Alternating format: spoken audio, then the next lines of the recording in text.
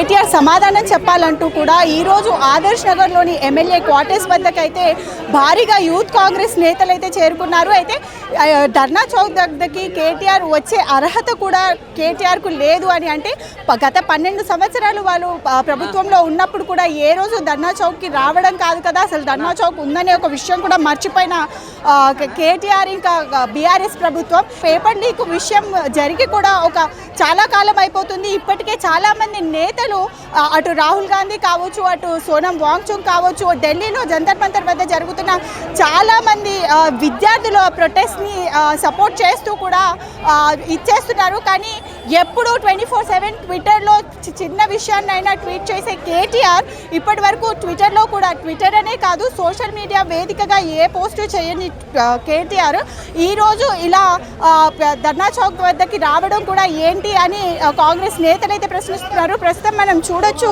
చాలామంది యూత్ కాంగ్రెస్ నేతలు అయితే ఇక్కడ ధర్నా చౌక్కి వెళ్ళి అడ్డుకుంటామంటూ కూడా ప్రొటెస్ట్ చేస్తున్నారు.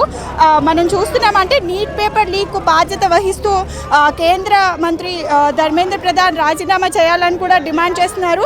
అయితే మరి కాసేపట్లో ర్యాలీగా ధర్నా చౌక్ వెళ్ళనున్నారు యూత్ కాంగ్రెస్ నేతలు. అయితే కేటీఆర్ను ఇందిరా పార్క్ వద్ద అయితే అడ్డుకుంటామంటూ కూడా చాలా భారీ ఎత్తున అయితే ఇక్కడ ఇచ్చేయడానికి అయితే ట్రై చేస్తున్నారు. అంటే ధర్నా చౌక్ వద్ద కేటీఆర్ను అడ్డుకునేందుకు ప్రస్తుతం అయితే యూత్ కాంగ్రెస్ నేతలు అయితే బయలుదేరుతున్నారు ఇక్కడ నుంచి.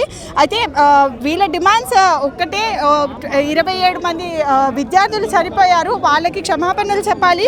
అలాగే ప్రవళిక అనే విద్యార్థి చనిపోయినప్పుడు కూడా లవ్ అఫేర్ వల్ల చనిపోయిందంటూ కూడా కేటీఆర్ కమెంట్స్ చేశారని ఎద్దేవా చేశారు. గత 10 ఏళ్లలో విద్యార్థుల మరణాలకు కేటీఆర్ క్షమాపణ చెప్పాలంటూ కూడా డిమాండ్లు అయితే చేస్తున్నారు. మనం ఇక్కడ చూసుకోవచ్చు భారీగా పోలీసులు కూడా బందోబస్తుని ఏర్పాటు చేశారు.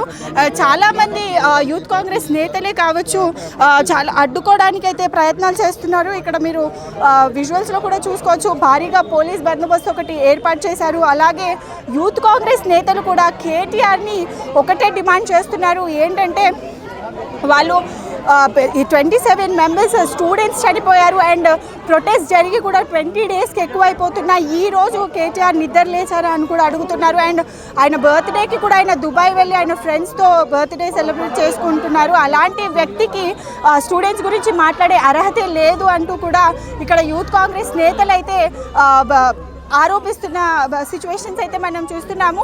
వీడియో జర్నలిస్ట్ సాల్మన్ రాజ్తో బబితా పొలిటిన్ మీడియా, హైదరాబాద్.